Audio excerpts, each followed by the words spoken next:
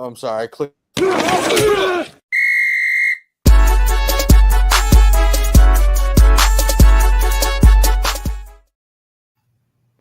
What's up, everybody? Welcome to another episode of Fifth Down Territory. And just like Emmanuel H.O., I hope you guys spent a lot of your holiday with joy. Okay? It's just that time of year, you know. Everybody seems to be spreading joy around, so I hope you guys got in on a little bit of that action. And, you know, it's Wildcard weekend. Nolan had to leave. Oh, it's going to be a good episode. I can. Yeah, we're already off. So welcome to the sports show where no scandals occur other than the things that we say on air. So we're glad you guys are joining us for. Hey, you know, I had a couple thoughts about the show. You're never going to have to worry about that. You're never going to have to worry about that type of behavior at Stadium Rant because it's all dudes here. That's correct. I was really. I thought you were gonna say because we're just like a great group of dudes, but like you went a different direction. Yeah, we're also just not like we're. I had a whole separate intro that I would say was like at least two times worse that I chose not to do. So you're welcome. Maybe we circle back to it later on in the episode. We'll see how hairy things get. Just like he did. Anyway, see what you did there. We're gonna be talking about a lot of stuff aside from that. We're gonna be talking about wildcard weekend matchups. We're gonna be talking about head coach openings. We're gonna talk about our rookie of the year awards. So we're kind of winding down. You know, some of you are in draft mode. We'll be getting to that pretty soon. We'll probably talk some about the draft, maybe the week between the Super Bowl and the last playoff matchups. So stay tuned. We got a lot of exciting stuff coming, even in the off season. Where's Tommy DeVito gonna land? We don't know. But we care. Big news. Don't worry. But yeah, what did you guys? So the season's officially over. 3 of us are in, 1 of us is out.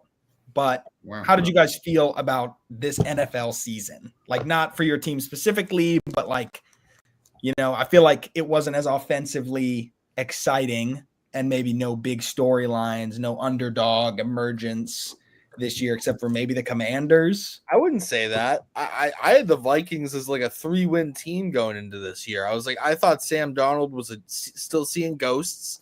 Like, I thought JJ McCarthy was going to come in and suck. Like, I didn't really have faith in this team. Still happen. That could still happen. I could still be right on that. Door's not closed. Still happen. But what I was really wrong about was Brian Flores and this defense and like the pairing and like him fully understanding like what his players can do and being strengths in his system. Like, he went and got Alex Van Ginkel. He went and got Jonathan Grenard, right? They replaced Danielle Hunter, and he actually did what Mayo said that they were going to do and like manufacture all this pressure. And he actually is succeeding on it. So, like, I'm really surprised. Thought the Vikings were going to win 4 games, not fucking 14. So, yeah, tripled their win total expectations. It's definitely been an interesting one. Like, the teams that we thought were going to be really good aren't that good, but still have a good record. Can't imagine who we're talking about there. Teams that were supposed to be on a down year almost got the 1 seed. So I just feel like everything's kind of flipped on its head, but also kind of played out like we expected. Like, the Texans aren't as good as I thought they'd be, but they still won the division. So I also think it has something to do like with like we really understate the value of some of these head coaches, like a Sean Payton. I thought Denver was not going to be very good. I didn't believe in Bo Nix. Like, you guys know that I'm on air multiple times saying it. So they proved me wrong. Kevin O'Connell proving me wrong, proving he's just an excellent head coach who provides a stable offense and ecosystem. Mm-hmm. And yeah, really, I really want. I'm really excited for this Commanders game, and I'm really excited for this Vikings game. Those are my 2 favorite games on the docket here that we're going to be talking about later. So, yeah. Well, let's just dive right in. Let's do matchups first, and then we can talk about some of the other season superlatives a little bit later. But we open in the Texans slot. What has always been the Texans slot is a fun stat for you guys. I think the Texans have made Wildcard Weekend 9 times, if I'm correct. They have played in the 3:30 slot on Saturday every single time they've ever made Wildcard Weekend. Yeah, I remember the Vince Wilfork game, Wildcard Weekend, maybe Wildcard Weekend. Every single year. This is your team. You want to start? Yeah, I can go ahead and start. So actually, out of all the teams that we could have played, I actually think this is the team we match up best against. I do think we deserve to still be underdogs in this game. I just think that's what we've put on film. I know a lot of people were saying like the Steelers might be a better matchup, but I think their defensive line wouldn't play well against our interior. I feel a little better about that on this side. So I'm taking the Texans to win and obviously to cover because they're 3-point dogs. I think Joe Mixon is really going to have to be the key to this game. He's been to the playoffs before. He's an established vet kind of leading this offense. He's going to have to show up and really drive and be the engine this time around. And I think, Nico Collins is going to have to put something on in the red zone if we want to get this going. For Houston, I really think the key to the game comes down to, can you run the ball? If you can't run the ball, the offense is not going to move. Stroud's shown that with the pressure and the stunts that we can't pick up, he's not able to play superhero this year. I think we have to be comfortable having that conversation. And so it's going to come down to, can Joe Mixon keep the offense moving? Whether that's through the passing game, whether that's through the running game. If they can't, then we're going to lose. If the offense can put up 21 points, I think we win this game. And then on the defensive side for Houston, I think it's, can you tap into the spark that you used against the Bills and against the Lions? Can you make an elite quarterback look uncomfortable and pressure them into bad decisions by manufacturing pressure up front? We'll see how healthy Joe Alt is against Daniel Hunter and Will Anderson, but I think offensive line, defensive line matchups are going to be the other thing we're talking about for this game. For the Chargers, I think it's really simple. I think it's put pressure on Stroud. If they can consistently put pressure on Stroud, I think they win this game. I think you could put up 10 points if you do that. There's multiple games where the offense has not scored. If you keep them kicking field goals and keep them out of the end zone, I think, the defense wears down. It's an easy win. Word, I'll go next here because my points are kind of contradicting, but like similar in opposite fashion. So I have wait. Did you say, you talked about Mixon and Collins, and you do think the Texans are going to win. So I have the Chargers here, but I have this going as a push. I think it's a 3-point game. I think that like this stays like a 3-point game, and that's what it finishes. I have Jim Harbaugh that's Jim, right? Not John, or is it John? It's Jim. John's in Baltimore.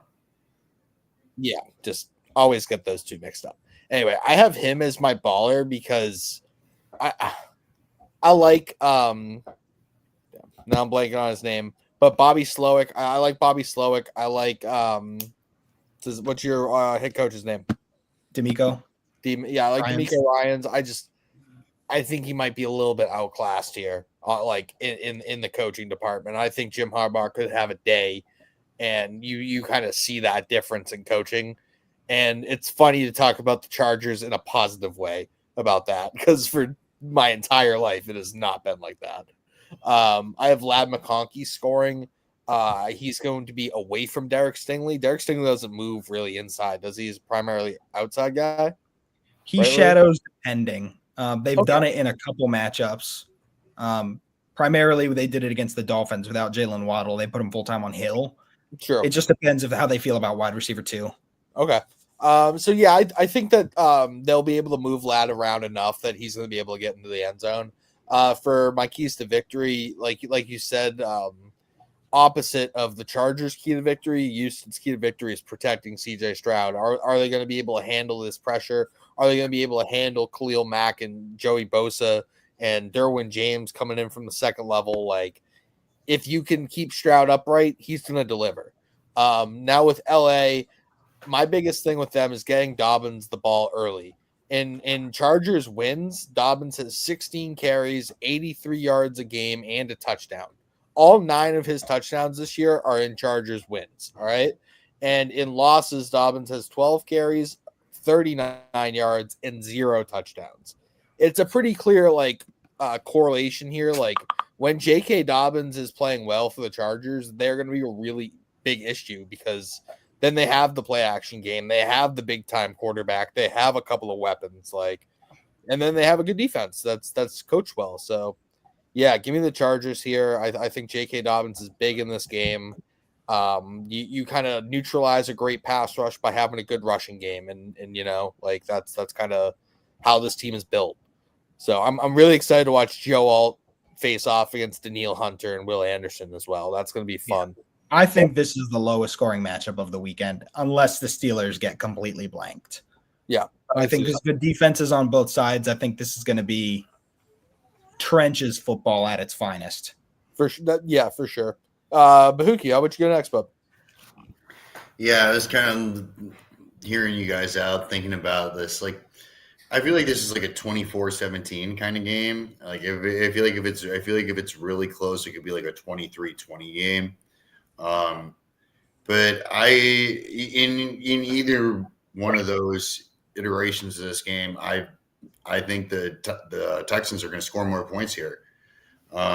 Is really just what I think is going to happen, unless the Chargers come out and really run the ball effectively and really just kind of control the pace of the game here. But yeah, I like the Texans to take care of business here at home. Real quick, a little bit. I have a quick. So Adam Schefter, ESPN source, the Dallas Cowboys denied permission to the Chicago Bears to allow them to interview their head coach, Mike McCarthy. So Nolan, buddy, getting another year of that guy. How you feeling? Live reaction from a Cowboys fan. That honestly doesn't surprise me at all with the leash that Jason Garrett got for 9-10 years. I mean, that doesn't surprise me. They don't want to go hunting for coaches. They think keeping one guy around for another year is going to give them some kind of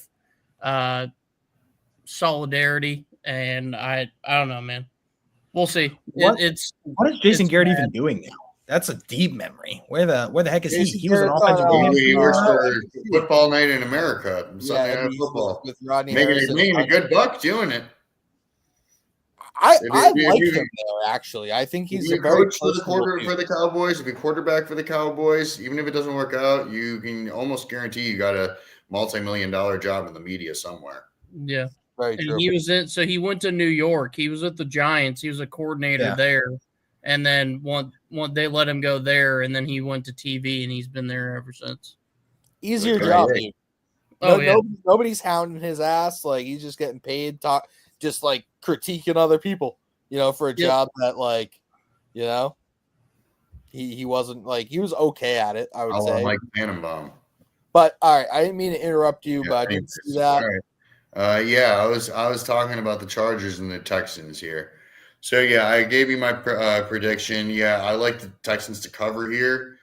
I think they win this game by a touchdown. And yeah, I went with Derek Stingley Jr. is my stud of the game, because I think we've been talking, me and Louie, I don't know, we're half joking when we talk about him, but we know that this guy really is one of the best cornerbacks in the NFL, and he's really emerged. And I think that these are the moments where you prove that, and especially in playoff games, in those gritty games, we're kind of anticipating this to be what that one turnover on defense is really what it comes down to a lot of the time. Who's gonna go and win this game?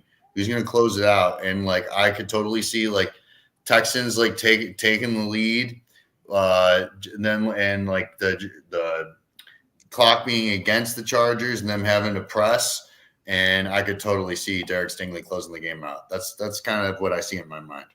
And then my anytime touchdown score, Joe Mixon, I think, is a pretty safe one, whether one way or the other. And then where we at here? How to win for Houston? Be diverse offensively, and hopefully get an early lead, and then kind of force the Chargers out of sorts and make them throw the ball.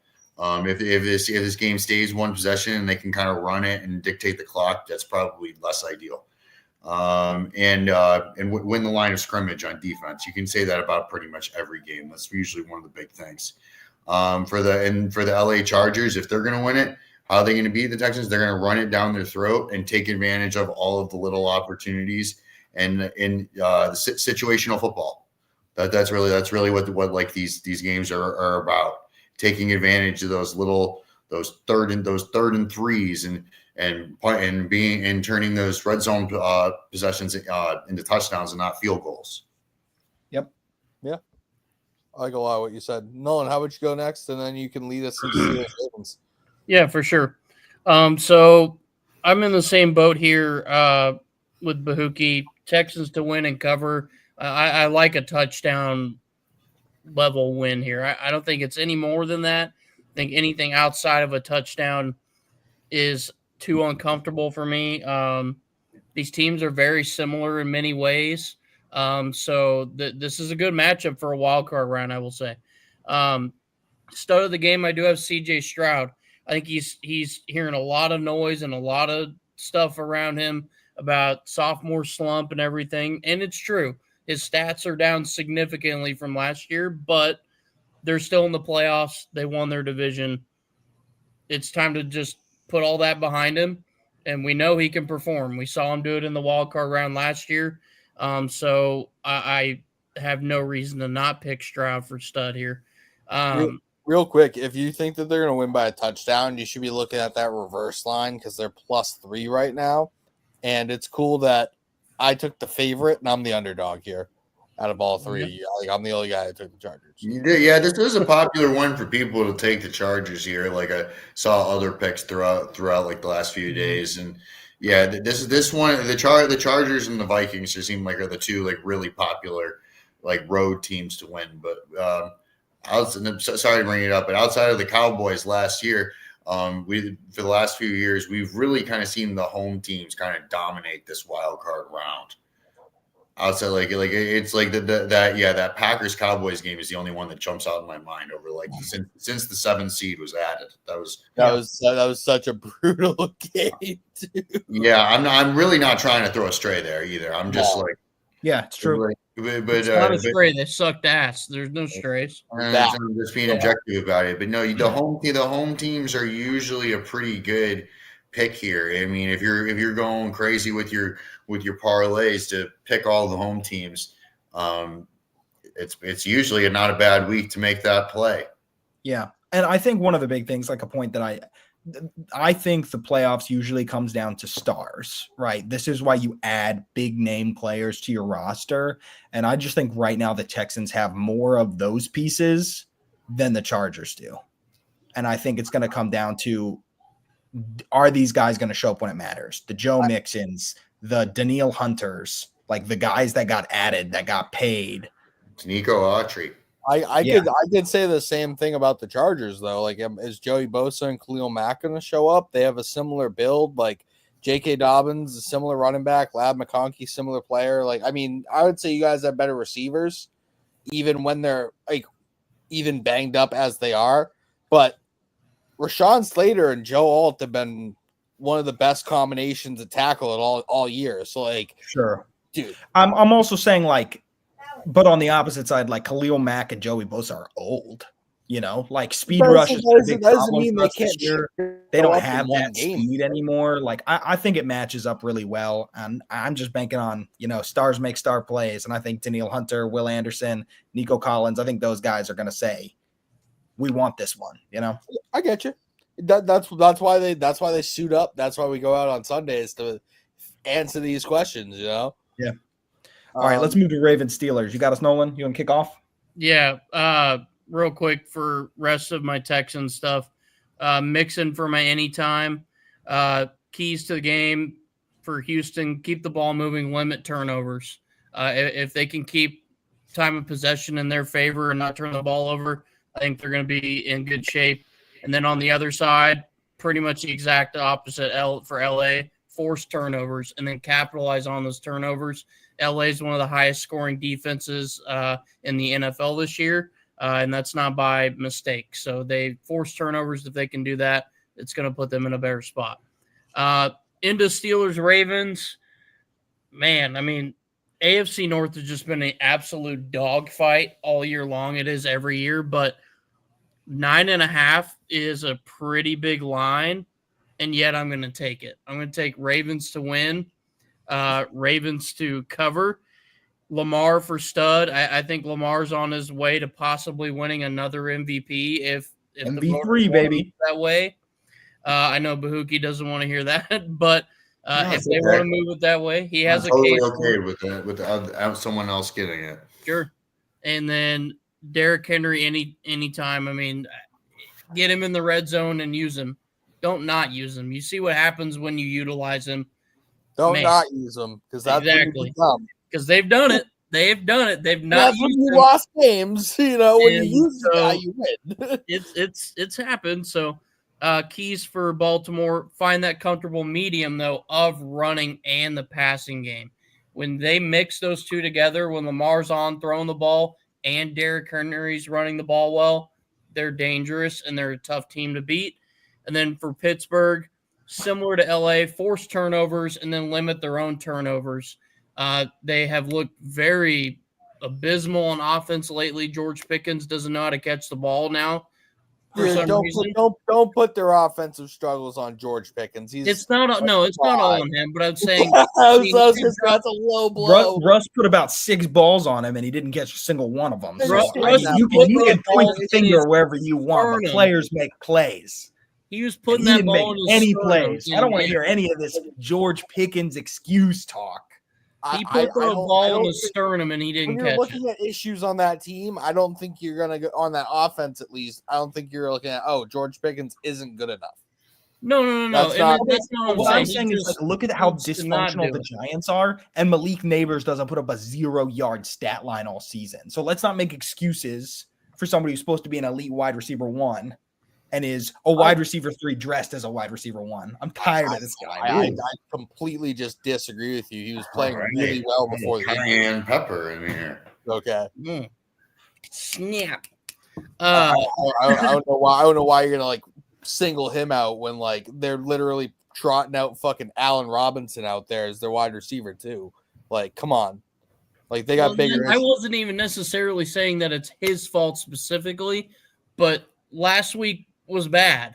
Yeah, a bad game. And so I'm saying don't continue that if you want to have success because realistically he's your best wide receiver out there by a stretch next to Pat Freiermuth. So don't let it continue, and then the Steelers are going to be in a little bit better spot. We've seen Russ throw for 400 yards and 4 or 5 touchdowns this year a couple of times. So if they want to do that, have your superstars be in line and connected so that you don't go into Baltimore and get embarrassed and your season's done. That's it. It's almost like they need another player like I don't know, maybe like a Deontay Johnson type of player, to fill that role. But I actually have another this is from Dan Graziano about 5 minutes ago. The Bears plan to interview former Seahawks head coach Pete Carroll for their vacant head coaching. We kind of knew about this, but now it's actually on the schedule. It's going on Thursday. He's probably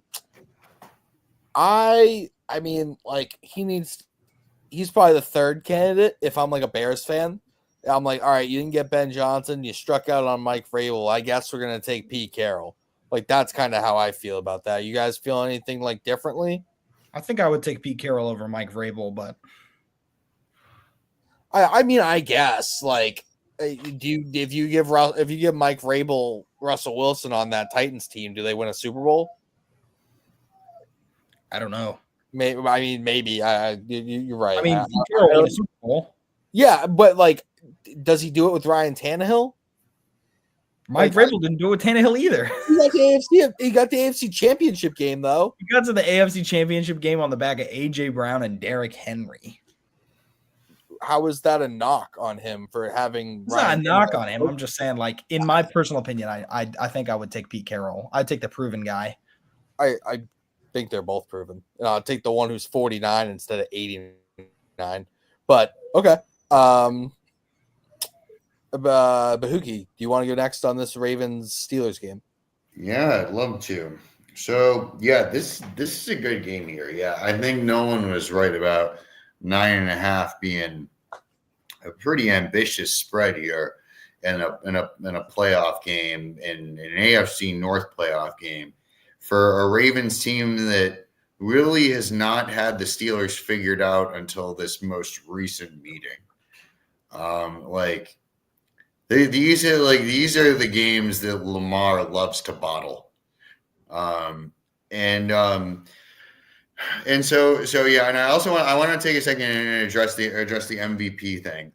Whether Josh wins it or doesn't win it, I think if he doesn't win it, like then it's like a slight, and that can be like a little extra juice for the team through this playoff run.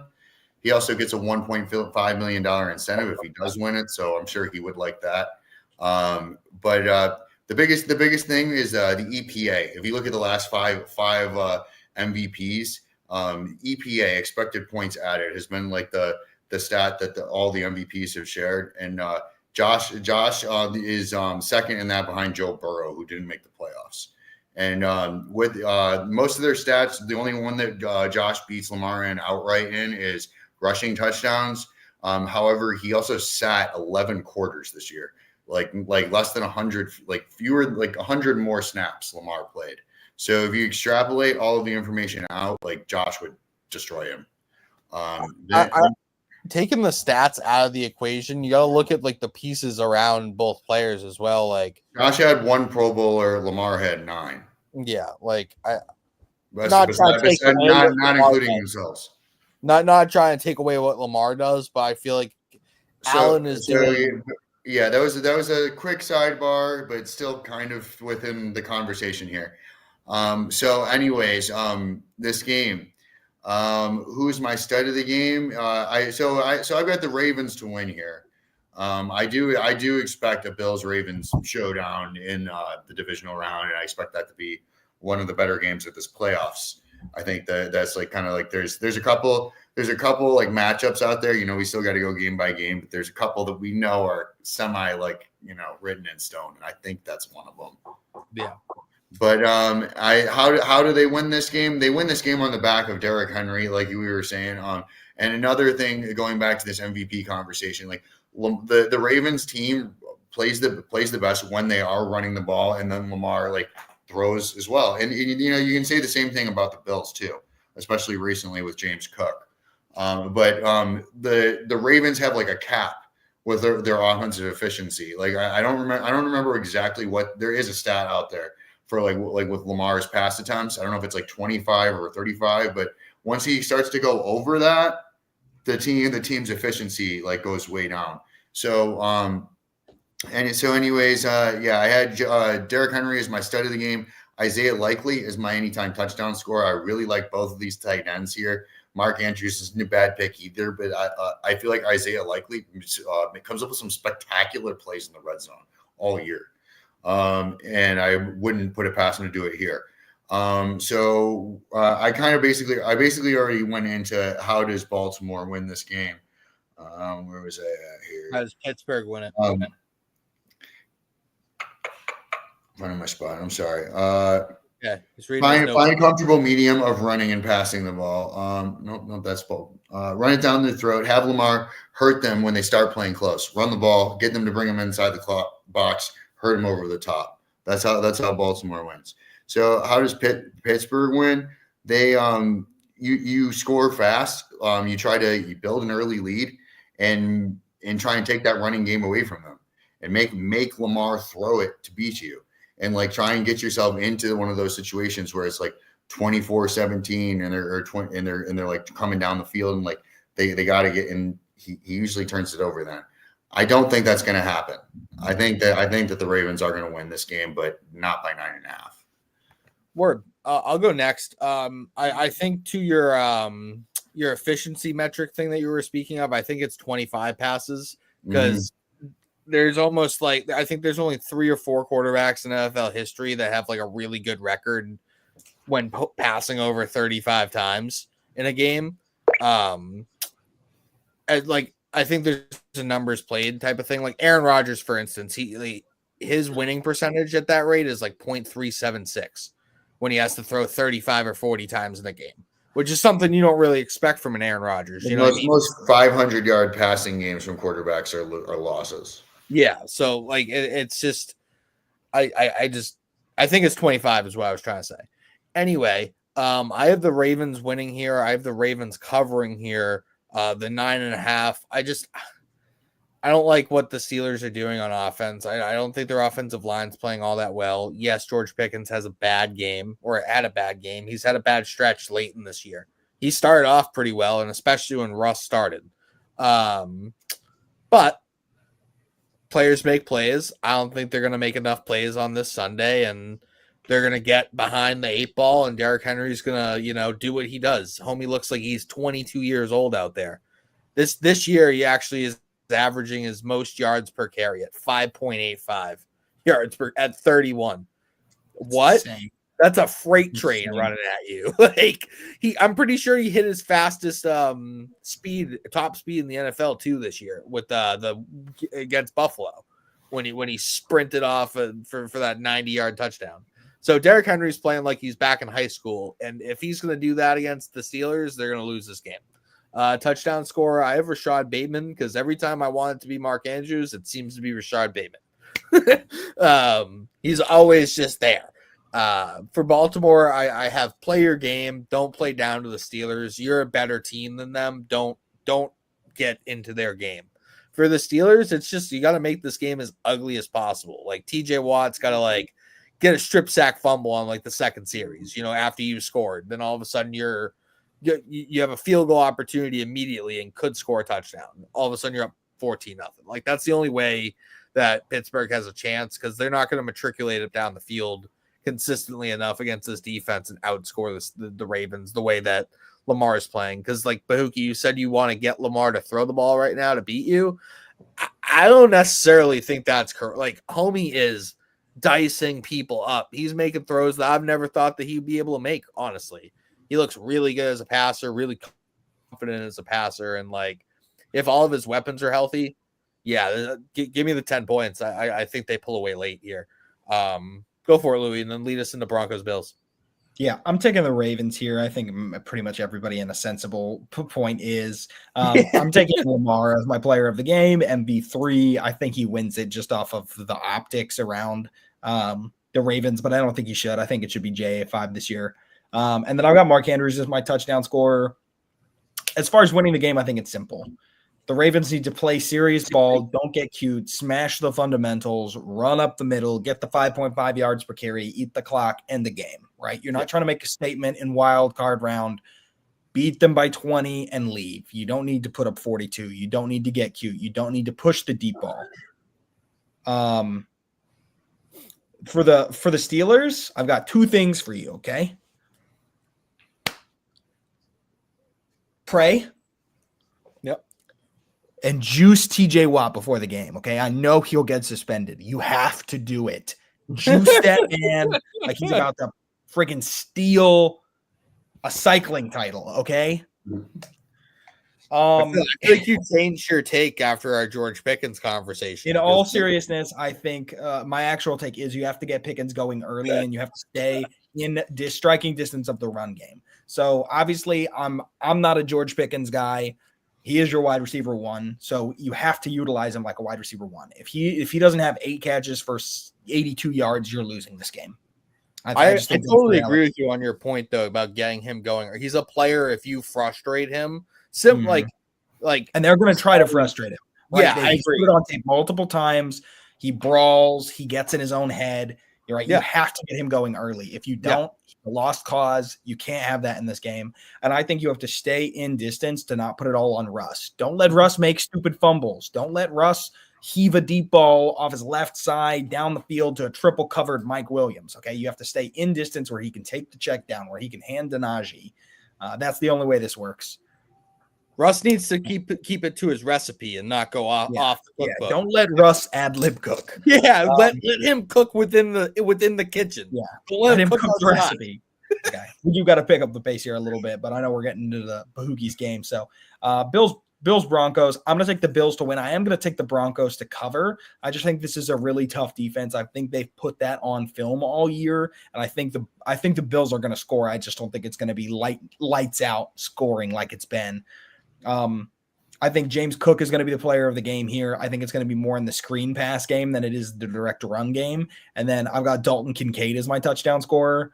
For Buffalo, right, keys to success here, I think it's to put it away early and eat clock. Again, same thing I'm going to tell the Ravens.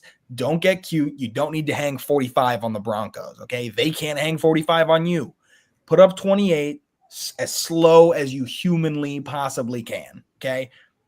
When Bo Nix has his, 3-and-out series, 9-minute drive, 12-minute drive, 40 plays. I don't care. It's not even possible, but that's the kind of stuff that I want to see. Move the ball, eat the clock.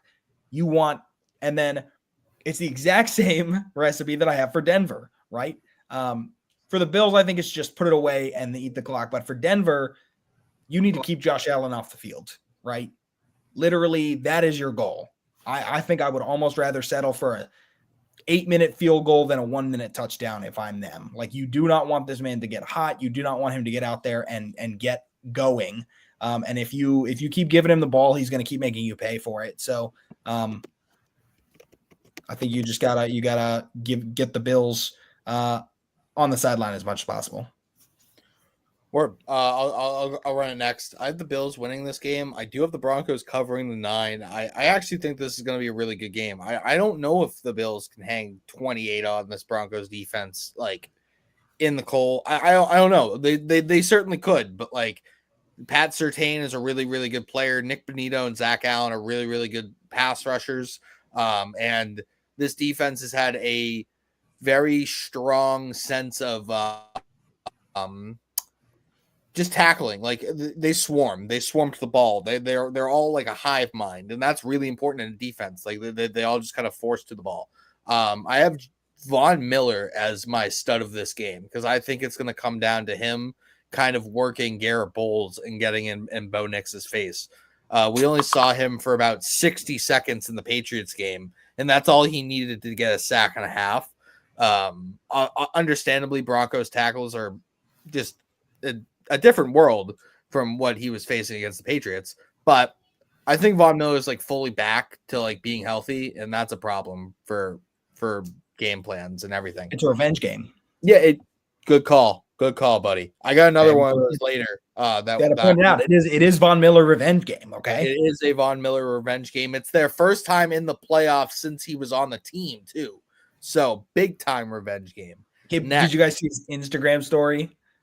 I did not. What was it? He posted the guy in the rain crying with the gun. Dude, he's got to be a funny dude. I feel like that guy's just I think it was a scene from The Wire or something. Yeah. I actually have Ray Davis to be a touchdown scorer here. I think they're using him like in the red zone, like passing game. Like, he's like in their heavy set, but he's the type of guy, like, when they're in their heavy set, they run a play action. He's just in the flat. Josh Allen's like, oh, that's just an easy touchdown for me. And like, I just see like everybody's thinking James Cook or Ty Johnson. There's Ray Davis, number 22, going to score a touchdown. And he's a damn good running back, so he could break one too. Like, not out of the realm of possibility. Keys to the game, Buffalo, for me, it's to stay multiple on offense. I think this resurgence of this team has been Joe Brady cooking up offensive schemes that they could change any week. They could put in a game plan, install it, and during that week, run it flawlessly and dominate, and go into the next week and change the whole game plan, have different key players, and dominate. And that's what really, really good football teams do. And this is what the Bills are, a really good football team. On defense for the Bills, they have to stuff the run on early downs. I'm pretty sure that the Broncos run the ball about 39% of the time. They're top 6 in the league in first down run rate. They really want to get the ball, get 5-6 yards on first down, right? Then they're trying to run play action with Bo Nix and get him moved out of the pocket and make big plays with Cortland Sutton. So if you take away their running game and put more on Nix, you're putting more on a rookie in his first playoff game. For Denver, it's all about forcing Josh Allen to be a hero, making him think he has to be Superman. Because in his history, that's when he's had issues. And This is a secondary that makes plays, that gets turnovers and takeaways. If you're getting the run, if you're taking away the run, you're frustrating Josh Allen. You might get him to make a mistake. Then you get the ball in short field, and you have a really good offensive head coach. You're probably getting points out of that. You know what I mean? And then on offense, it's just win the trench battle for the Broncos. You got to win the trench battle. It's really up to that. If you can't stop the Bills' defensive line and protect Bo Nix, this game is not going to go well. But I think they will. I think this is going to be actually one of the more surprising, better games of this slate. And that's weird that I'm saying that from where I was to start the season with this Broncos team. So go for it, Louie. And then I'm sorry, Nolan, you're next. And then Bahookie, then you can lead us into the next game, Bahookie. Let me unmute my mic here. You're good. So I took Bills to win, but I do have Broncos to cover. 9 seems steep. And I know I took the Ravens by their 9.5, but 9 here seems steep. But I wouldn't count out a touchdown amount win here. I could see that happening too. So I'll take Broncos to cover. But everything else for me is Buffalo. Josh Allen for stud and for any time. I could see them utilizing him in the run game. If they can't get James Cook going in the red zone, something like that. And that's where, like you said, Tyler Ray Davis comes into play big time. But still, though, I have more confidence in the Bills. They've been here before. They want it badly. So does Denver. But plan of attack for Buffalo, I have protect Josh Allen, allow him time to move the ball. If you can give him time to create, and he is good outside the pocket when he is rushed, but give him time to create, things are going to pan out a lot better. And then for Denver, force turnovers, protect Bo Nix. Bo Nix has to create a lot outside the pocket because his O-line sometimes fails him. So if they can protect him, then things could be a little more different. And then, of course, like I said, the Denver defense has to make turnovers in this game. If you do not force any and you allow Buffalo to play, I wouldn't say scot-free, but turnover-free football, it's going to be a long day for you. And that's where that'll be the kind of tipping point, is where the turnovers will come if they happen. Word. Bahookie, talk about your team and then move us into Packers-Eagles after you're done with your rant. All right, so yeah, I'm taking the Bills to win here. I'm taking the Bills to cover the spread thoroughly here. I think there's like two versions of this game. There's the version of this game where Denver could maybe win, where it turns out to be kind of closer and grittier, like some people are saying. But like Bo Nix has really surprised a lot of people here, and this could be the game, win or lose, where he really kind of gains a lot of fans. And he was up there with I think he actually had one more passing touchdown than Josh Allen this year. I think he had 29 on the year. Josh had 28. So yeah, I had him in fantasy, and I'm very familiar with how well he actually played pretty much throughout the year. So I'm skipping to the end with how does Denver win this? That's they have to do pretty much everything right here. And that comes to clock management, taking care of the football, and miscues by the Bills. I put Tyler Bass blowing it because I still am scarred by the game last year in the regular season. We had made the field goal, and then we had an offside penalty, and they moved it back, and we missed it. And that was a painful one. I feel like every game that we ever lose in the last 3 years is a heartbreaker. That was one of them. But so anyways, and then there's another, and I'm going to circle back to the beginning. Now there's another iteration of this game where the Bills do everything that they're supposed to do, and have a balanced attack. And one of the reasons that I really think that this Bills team is different from other Bills teams moving forward is the diversity in their attack. They're the fun stat that I saw, first team in NFL history to have 30 passing touchdowns and 30 rushing touchdowns. That is pretty crazy. That's a pretty cool stat, I would say. They also broke the record for most individual touchdown scorers, right? That tracks. I didn't see that one, but that they tracks. said 17 different people caught a touchdown on that team or got a touchdown on that team, which is an NFL record now, I think. I'm not even sure the Patriots scored 17 touchdowns this season. So, I want to try and stay on track here because I still do have several more things to say. My stud of the game is Josh Allen, the guy who I have as MVP.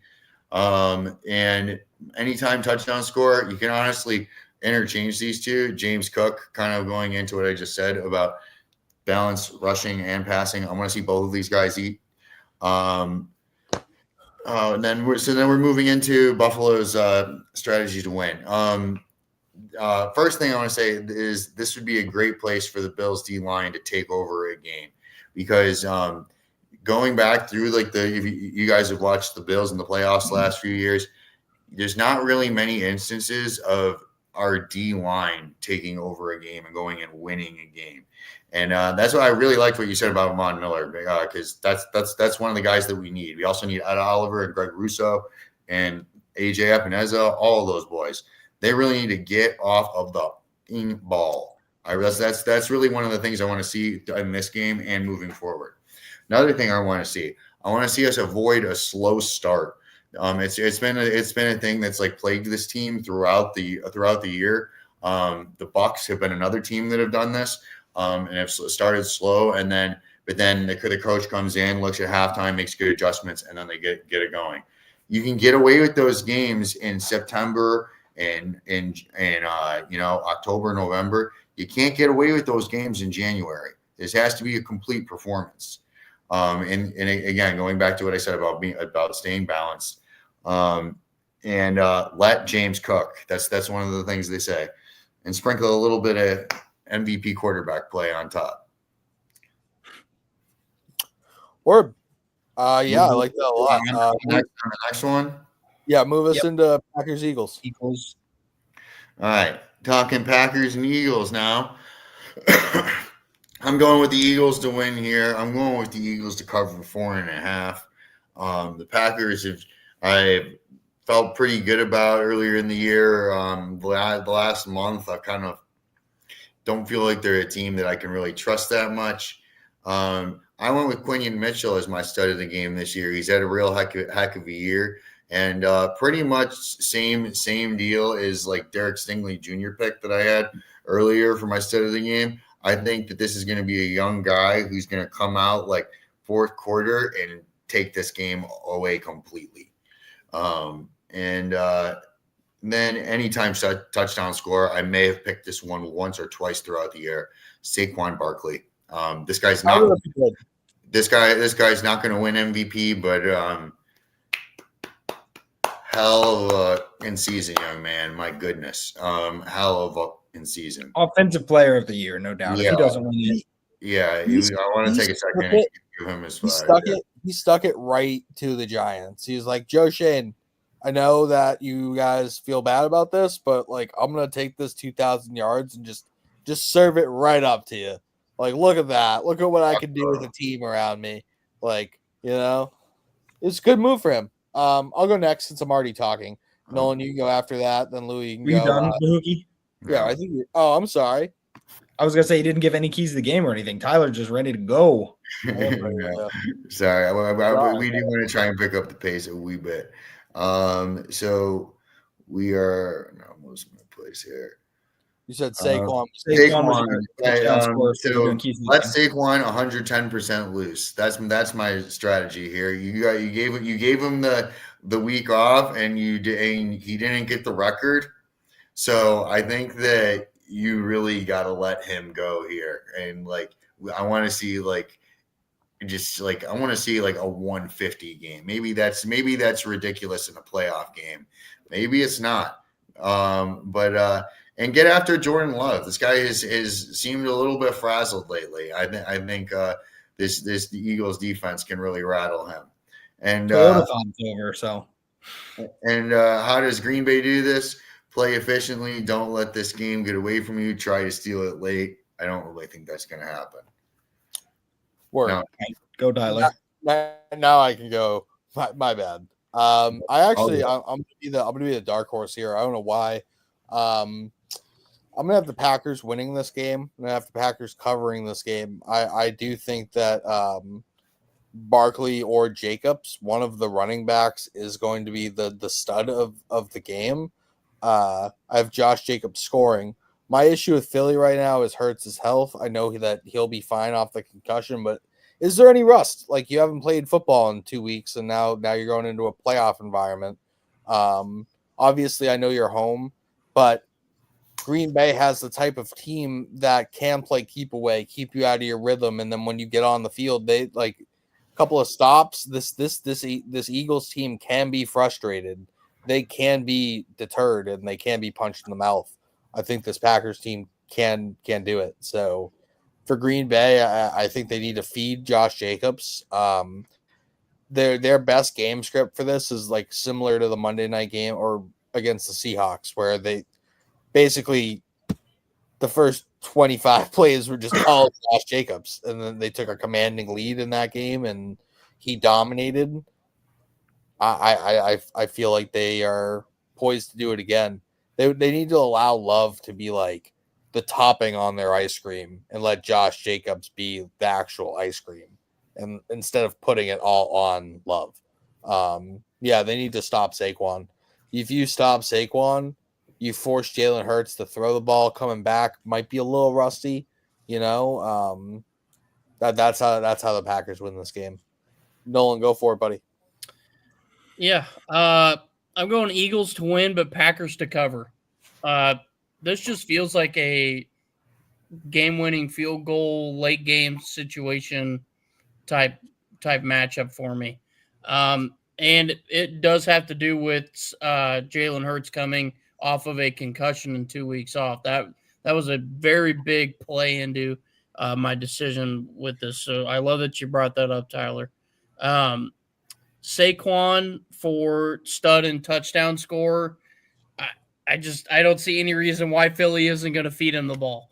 And then keys to the game, feed Saquon, but utilize the receivers. If Devonta Smith is back, that gives you a little bit more firepower on offense. So use those guys. A.J. Brown and Devonta Smith can change how Green Bay kind of game plans for you on offense, and then you can utilize your quarterback sneaks and your Saquon Barkley runs and whatnot. For Green Bay, limit the 3 and outs. Don't punt the ball. Don't just keep giving it back to Philly. And Bahookie said it best, don't let the game get away from you. And I think that's how they would do it. I don't think turnovers would be an issue. They just would have dead drives and give the ball back to Philly, let them control it. So score, and just try to hang around. I know that sounds bad because Green Bay's got a great team, and I think they could take this game. But I'm going to stick with the Eagles on this one.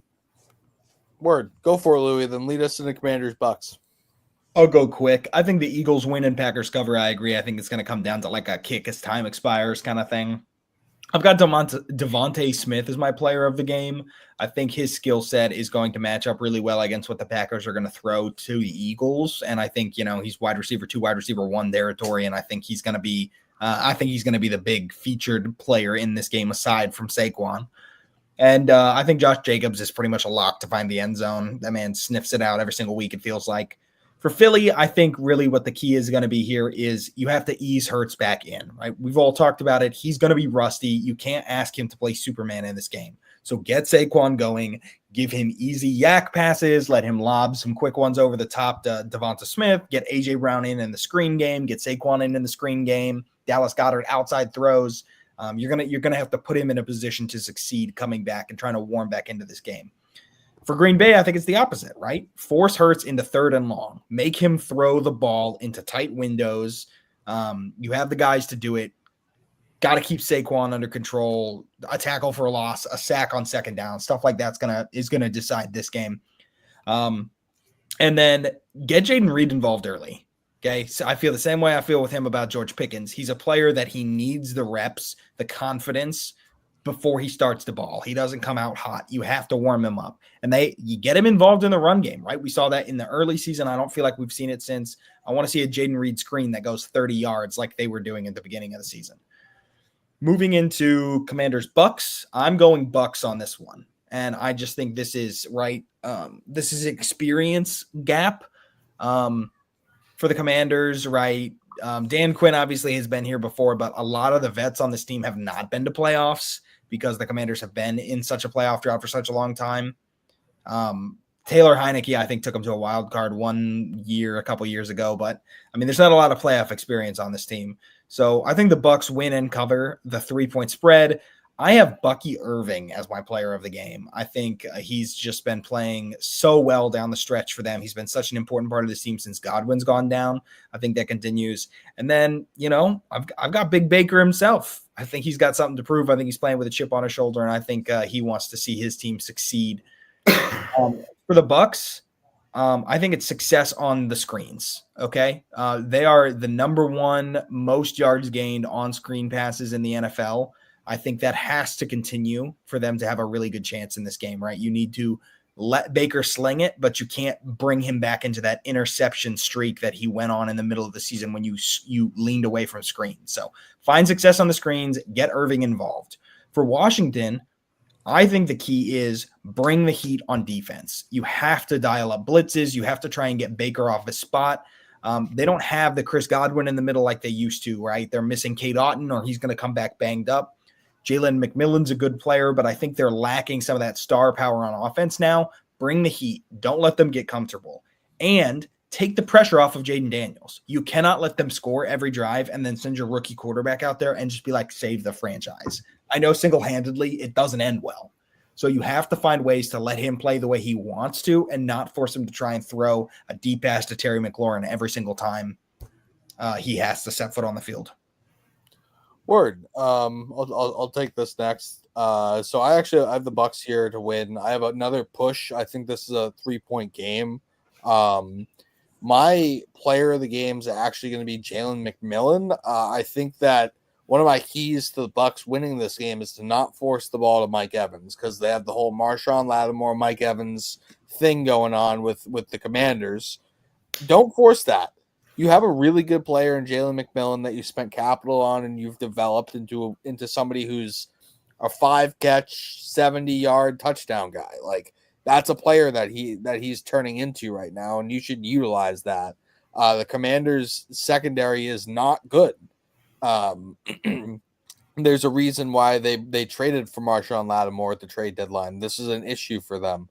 I will dispute your point just a little bit, Louie, on the amount of playoff experience on this team, the Commanders. Not that I'm going to pick them, but Dan Quinn, you have not Cliff Kingsbury, scratch that one. You have Zach Ertz, you have Bobby Wagner. You do have some guys with some legit playoff experience on that team that you don't necessarily think of right away, but they do have some guys to like lean on. Terry McLaurin's my touchdown scorer here. On defense, though, the Bucks they can't double team Terry McLaurin. I'm seeing this kind of happen in games with against the Commanders. They double team Terry McLaurin because they feel like they don't need to worry about these other pieces that the Commanders have. Granted, Olamide, Zacchaeus, Noah Brown, Zach Ertz, these aren't great players, but like if you leave them open, they will hurt you. So like what needs to happen is that you need to just cover everybody. Just run. Don't run any doubles. Just run your typical coverage. Make sure there's somebody on somebody all over the field. These guys can't really make those contested catches. Like if you get a hand in Olamide Zacchaeus' face, 8 times out of 10, he's probably going to drop that ball. If he's wide open, he's going to catch it and make some moves. He's a decent player with the ball in his hands. So like you can't take these lower level players unseriously, because then they'll hurt you. And that's the key of the game for the Commanders for me. I think that they need to get Brian Robinson going. They need to get Austin Eckler going. They need to have Zachary. They need all these ancillary pieces to be like working at least. They don't need to be making big chunk plays, but they need to create the issue so like Terry McLaurin can get forgot about for a little bit, for one play, 2 plays here.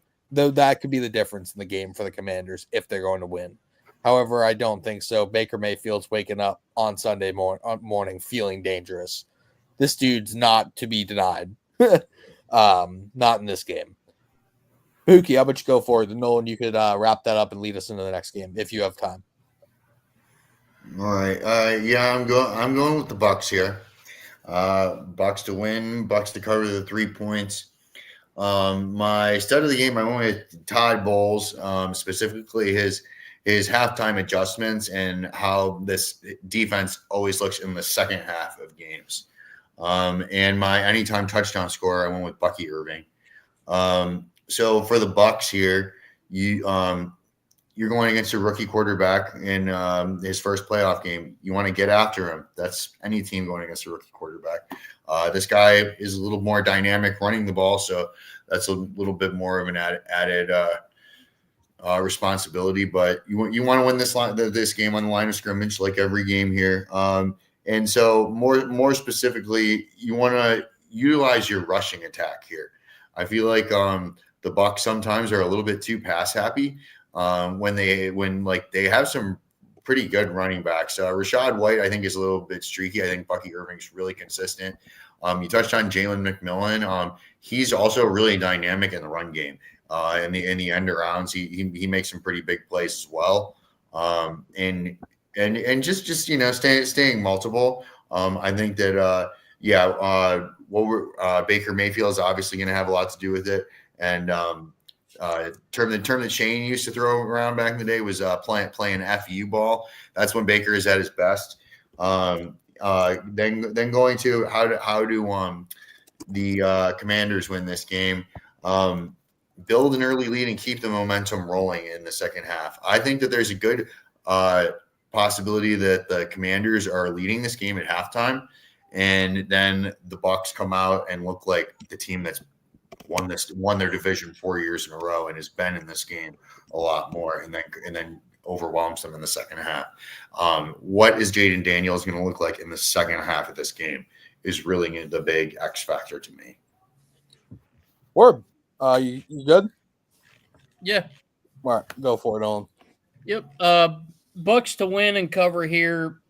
I have a lot more confidence in a Baker Mayfield team right now going into a playoff game than I do Jaden Daniels and the Commanders.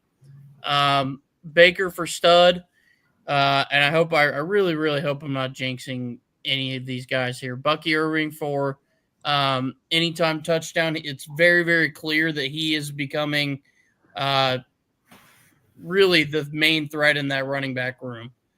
He's special, dude. He does things I've never seen.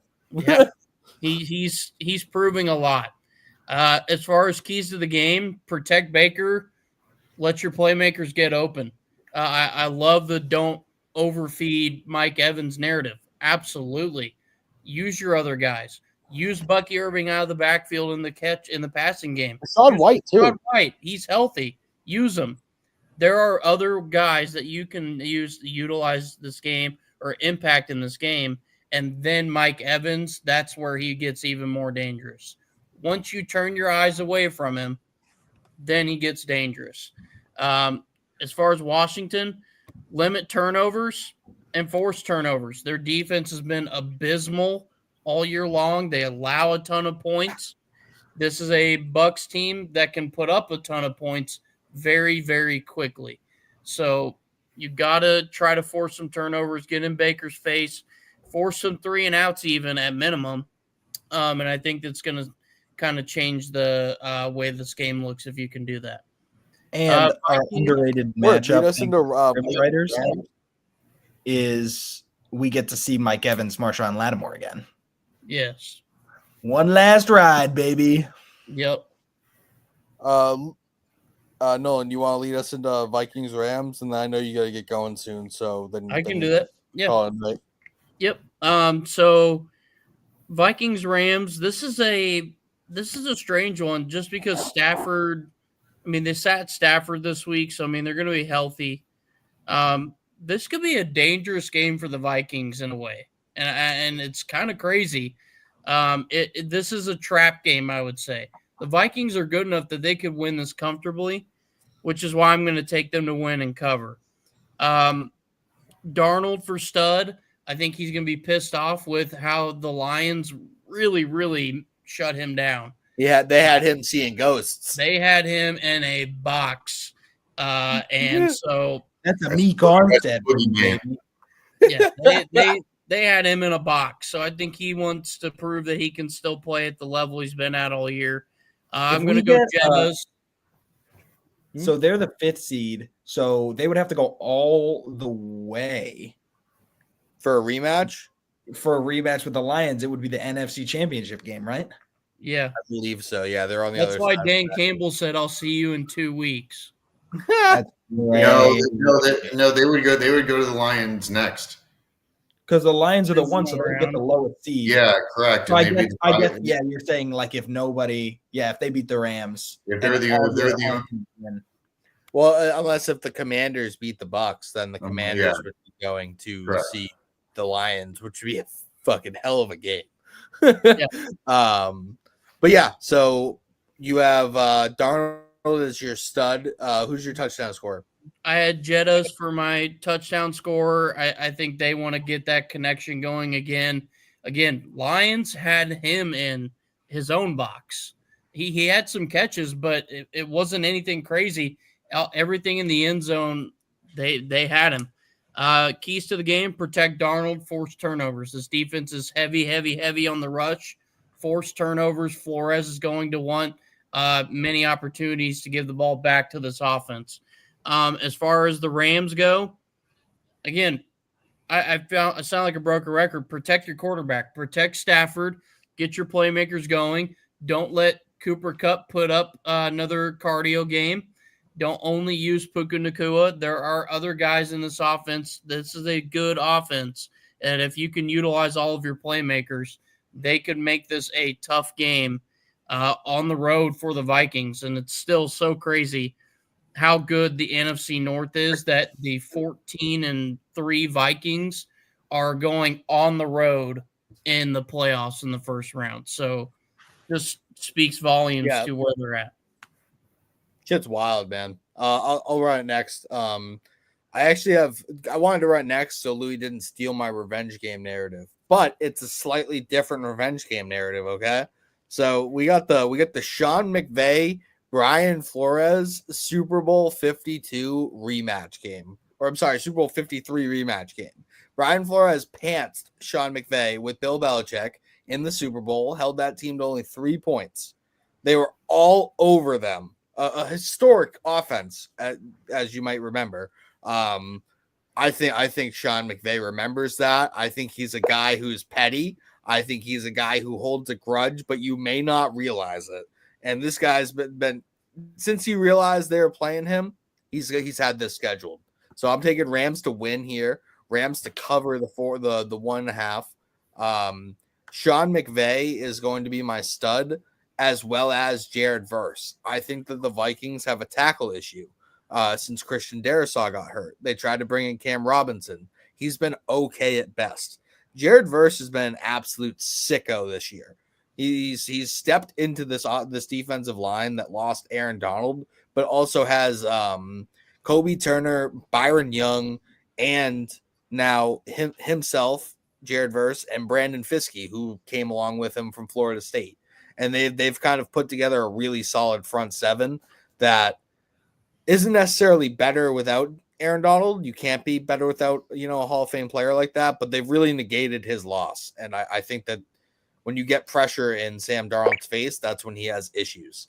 Kyron Williams is my touchdown scorer. So keys to the game here for LA, it's use Flores' style against him, right? So quick numbers here and a quick headline from this guy. I really like the title of this article. Mayo's game plan to defeat Stafford was a total failure. So this is going back to when the Rams beat the Patriots. The Patriots blitzed Stafford a season high 63% of the time. Okay. Stafford was sacked 0 times. He threw for 295 yards, 4 touchdowns, no picks, 14 yards per attempt. And he just destroyed cover 0. He was automatic. If Brian Flores wants to send 37% pressures at Matt Stafford, I don't believe that's a good idea. Matt Stafford's been known to shred the blitz. I think that Stafford, or I'm sorry, McVay is going to call these change of direction type plays that let the blitz in, screens, plays that flip field, stuff like that, and they're going to really hurt a defense that wants to be aggressive. Use exotic pressures to get to Sam Darnold too, because Darnold, up until this game against the Lions, really, really, really good this year against blitz. So you can't just send like a regular blitz. He's been around. You've got to confuse him. Once he gets confused, then you can get in his face, and then he can start having issues. Real quick, I put my head coach opening rankings in there for you guys. I got to bounce. Great show. I love where this is going. I have my rookie of the year awards in there already, so I just we'll do that next week. No, yeah, I know, but I put all those in there, so it's all in there for you guys. But I got to bounce, so good job. All right, see you. Sounds good. So for Minnesota, I think getting Aaron Jones going early is really, really important to negate this pass rush and this pressure, to kind of ease Sam Darnold's transition into this game coming off like a rougher one. If you get Aaron Jones going, you get your play action going, you get the defense to bite. JJ, Jordan Addison, even Jalen Naylor to a point. All of these guys are pretty good down the field.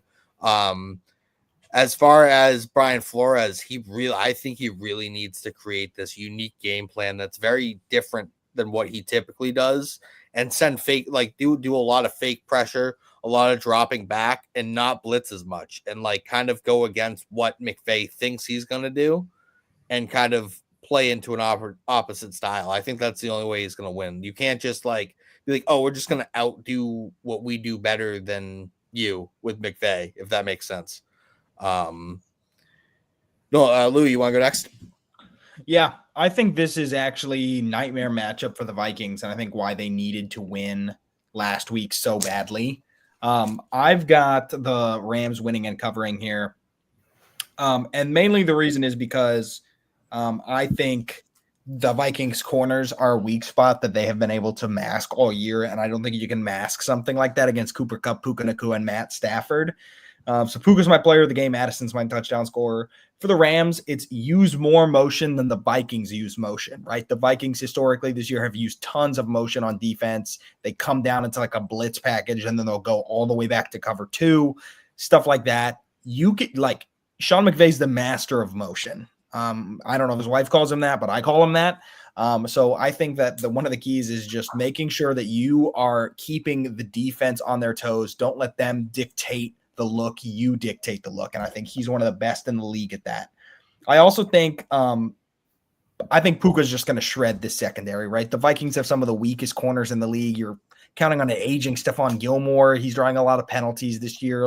You're just not going to be able to keep up with the way that they play offense.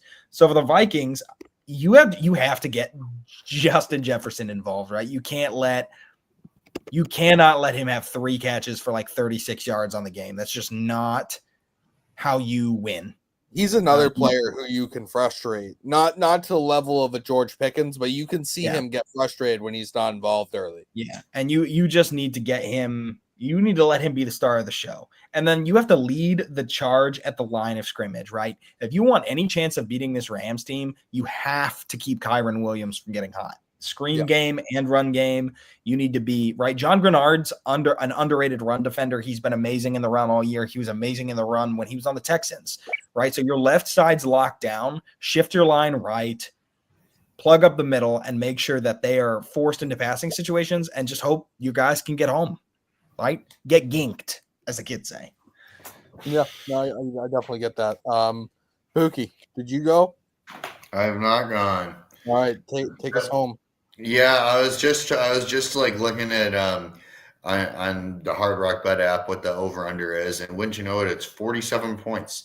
And I know the lines move at different times, different sites, but it's 1 point even there.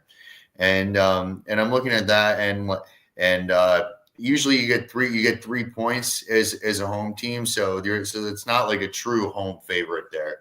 So if there was one game that the road team was going to win it, I feel like this is the one. I mean, objectively, we know this is football and a lot of things can happen. This is good. This is going to be a good one, I think. But I like the Vikings to win it. I like the Vikings to cover a point and a half. So how do the Rams beat them? I kind of like to look at the two permutations and then go backwards. They win this game by turning it into a shootout and throwing it all over the field. I think that like I said, I like the Vikings to win it, so I don't think that's going to happen. And I think that Sam Darnold is going to have a game here, but I also feel like there's kind of like a limit with that. These Vikings receivers are also really good. Not like we were talking about how good the Rams receivers are. It's not like the Vikings receivers are slouches by any means. But I feel like the Vikings need to stick to the script, stay the course, be diverse offensively, give the ball to Aaron Jones, who I have as my anytime touchdown scorer, and get off the field on third down. Don't let them think and dunk down the field like we saw them do to Buffalo and a lot of other teams. Yeah, I think one thing to add too is Cooper Kupp going to show up in this game? Is he cooked? If he shows up as the Cooper Kupp that we know, and they have both of them kind of Puka and Cooper playing at full tilt, I don't want to play that team. I don't want to play that team at all. But they were looking real scary in that 2/3 and 3/4 mark of the season. They kind of sputtered a little bit. We'll see what version comes out this week. But yeah, I picked against the Vikings so many times and lost this year. And I'm okay with picking them to win and being wrong on this one. But if I would have picked the Vikings more throughout the year, then I would have finished higher in the standings. All right. I know it's a little late. We're going to run through this quick. We'll go into more depth next week, but I just wanted to hit our head coach openings rankings since yesterday was Black Monday. Today is kind of the day that the dust is settling. I'll go first real quick, and then Bahookie, you can go. Louie can finish it off, and we'll cap the night there. I have the Pats first. I think the collection of Drake May, you're first in cap space in the NFL, and you have a top 5 pick. I don't really know how this job isn't number one. I guess if you want to talk about the GM, I think they're just a placeholder till either Vrabel or Ben Johnson gets there. They're going to install their own guys. Elliott Wolf might stay there till his contract ends, and then that's that. 2, Bears would be second for me. You have Caleb Williams. You have a fantastic roster around him. This is the best team you probably have, but you're more set in stone with the roster that you have. There's less flexibility with the Bears, I would say. The Jags would be next. You have Trevor Lawrence and Brian Thomas Jr. You need to work on your defense for sure, but you have the quarterback, you have the wide receiver. If you get a left tackle and you start building a defense out within 2-3 years, you should be a good team again.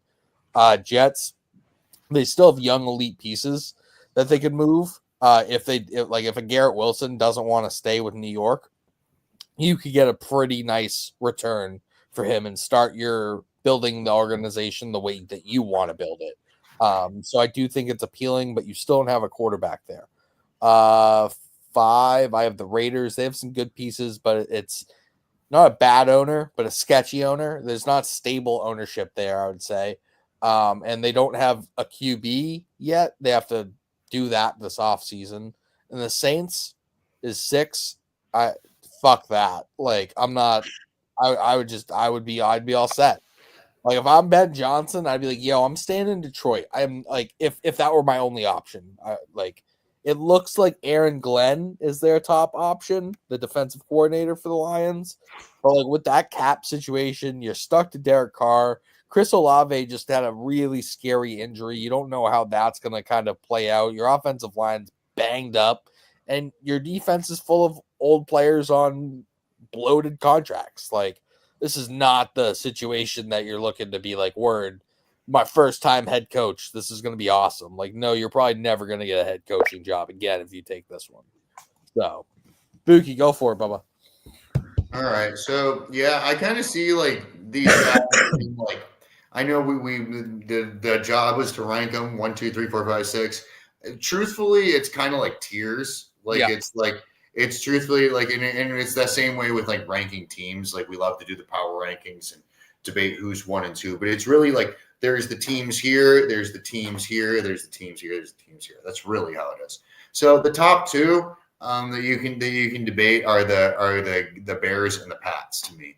The reason I went with the Bears over the Pats is because the Pats is already settled in my eyes. That's why Gerard Mayo got fired, because Mike Vrabel's on the market. That's why that happened. The way I read the tea leaves. Maybe I'm wrong. I'm wrong about things. The only way that's wrong is if Ben Johnson goes in there and like fucking wows them, like blows them. Yeah. That would be the one like semi wild card or super wild card. Yeah. Other than that, I agree. But I think that's Mike Vrabel's job, and then you alluded to it. We're talking about the Bears. We're talking about the same narrative that we talked about last year before they had Caleb Williams, with the same year with them having him. This is the best opportunity that a rookie quarterback / second-year quarterback has ever seen. That's obviously been proven to be a bit of hyperbole, but they have pieces. And I think that another big thing is like the ownership. I think that I know there's some people, not everyone likes Bob Kraft, but I think he's a lot more stable of an owner than what you have over there. He took accountability. Like in his press conference yesterday, he said, I just want to say like this whole thing is my fault. Like it's bad look on Mayo, but like having a one and done head coach, like he had no opportunity to really build with that team. Like he too was a rookie, you know. Yeah. And, it wasn't a good fit, and it wasn't the best situation for him. And Mike Vrabel's available, and that's what it is. So So, anyways, that's why I went with the Bears there. You can make the argument about the Pats, and I talked about both of them there. So number 3, I went with the Jets here. Again, you can make the argument for the Jags. How do you feel about the pieces? How do you feel about the quarterback position of both of those organizations? Because I think the quarterback position is much more settled at those other 2. Are you going to come in and give Aaron Rodgers another year? That's a legitimate question here. Is there a better option? Are you going to draft someone better? I don't know what the answer to that question is. You go to the Jags. Trevor Lawrence is the quarterback there for the foreseeable future. How do you feel about that? But I feel like looking at the Jets, you got Breece Hall, you got Garrett Wilson, you got Sauce Gardner, you got Quinn Williams. You got that terrible field. But I think there's more things to like about the Jets jobs in terms of their personnel. I will say the AFC South looks more winnable, a lot more winnable right now than the AFC East does. With Josh Allen there, like good luck. I think you're competing for a wild card spot at best over the next 5 years. I mean, maybe I'm a little biased, but I think that's also kind of objective. I think what is it? You're looking at 10, 11 wins is going to win you the AFC South. You can't say that about the AFC East. So then moving on to the Jags here, I mentioned Trevor Lawrence is still a question mark. But you got Brian Thomas Jr., who's emerging wide receiver 1 there. They got some young pieces. I think a strong coach you could push in this division. And then now we're looking at our cellar dwellers, the jobs that no one really wants here. The Saints and the Raiders. So the reason I put the Saints ahead of the Raiders here is because their ownership's usually a little bit more patient, and Dennis Allen got 3 years there and he wasn't that good. Mickey Loomis, the GM, he's been there forever. He was there when like Sean Payton was there, if I'm not mistaken. He was there with Payton. So, but you're going to go into this job and you're knowing that you're going into what Brandon Beane calls lean years, where you're so backed up against the cap that you have no choice but to be one of the worst teams in the NFL. That's really what they're kind of looking at here. And are you a coach who's okay walking into that kind of project? Is Is the owner going to be willing to work with you on that? Those are some pretty big question marks. I put him above the Raiders because, like, yeah, the Saints and the Raiders as franchises, like, yeah, I said the Raiders are the bad news bears of the NFL, man. Like, they moved out of that Oakland Coliseum and they got a shiny new stadium, but outside franchise still dog shit. Yeah, I mean, they added Tom Brady to their ownership. Does that appeal to you? Maybe to some people, not to me. But outside of that stadium, like, what nice things am I supposed to say about the Raiders? They're in fire sale mode. I hope that they sell Max Crosby. They have Brock Bowers, like that's they do have Brock Bowers. I'll give you that. So you got Brock Bowers, you got Max Crosby. You got a nice stadium. That's where those are your key. Those are your compliments that you're getting out of me. And yeah, I just feel like they're just kind of like the ultimate gutter franchise. I'm sorry, Raiders fans, if you're watching this, but I just wouldn't want to take that job. I mean, maybe you bring Dion and Shador in there, because why not? All right, Louie, give us yours, and then we'll get out of here. Yeah, I'm going to keep it brief. Mine is 1 is the Pats, 2 is the Bears, 3 is the I hate to put the Jags 3. I'm going to put the Jets at 3. You just didn't want to do it. You just really did. At 3, Jags at 4 because Bolka's still there. 5 is the Saints, and 6 is the Raiders. It's very similar to Bahookie's, if not exactly identical to Bahookie's. At least with the Raiders, you got a little bit of money you don't have to jump through hoops to clear that. I mean, but the problem is, but Mark Davis is your owner, and you got to sit in meetings and look at that haircut. That is an issue. I definitely don't. Yeah, how do you keep a straight face? How are you doing interviews like this, man? Like, I couldn't look at him. It's more like, I think you're going to run into issues where it's like the Raiders aren't in a good spot to sell and the Saints are. Like, you could trade Kamara, you could trade Olave, you could trade these pieces, Juwan Johnson. Like, you can get stuff for that and tear it down to the studs. Who are you trading on the Raiders? Kobe Myers and Max Crosby, and then you're done. You're not trading Trey Tucker. You're not trading any of that O-line or other D-line. You just signed Christian Wilkins to a massive deal. You're going to go deal him. Like, anyway. I think you get more for Max Crosby than you can for, like, those 3 players you mentioned on the Saints, though, no? If they're willing to make that deal. Yeah, Max Crosby feels like 1 first to me at this point. Like, I just feel like I know he's premium edge talent, but I don't know. Anyway, that's our show for the week. We got to get out of here. You guys got to go back to reading about, ESPN scandal. So thanks so much for tuning in tonight, guys, and for hanging with us. We're going to be going to the Senior Bowl again this year, so we're going to have some great content for you guys coming up from that. Make sure, as always, check out stadiumrant.com, podcasts, videos, articles. We got it all. And we'll see you guys next week. Go for Stadium Rant. We're the non-sleazy sports media company. Don't worry.